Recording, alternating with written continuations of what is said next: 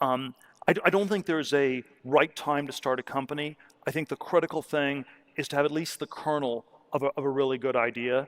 If you say, what's the formula for a company? It's maybe some combination of, number one, talented team that works well together. So it's the internal dynamics that matter a lot. Number two, a good product slash technology.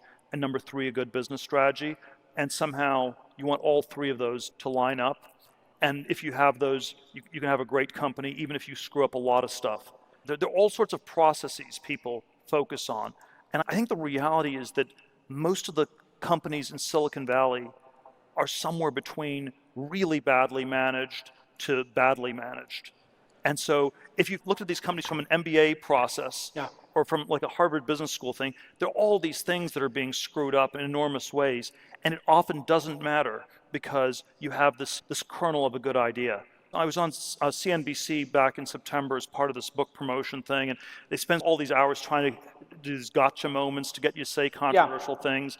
And they got me to say at one point that I thought there was a lot of pot smoking going on Twitter, which was when I left stage, when the president of CNBC came up and said I did a great job, they wanted me back on the show. I realized I'd said a little bit too much. But the larger context was, it doesn't matter. Yes. Twitter had such a great fundamental idea that whether it was very badly managed or somewhat badly managed, or whether you're in favor of smoking pot or against smoking pot, it just didn't matter because the great idea carried the day on so many other things.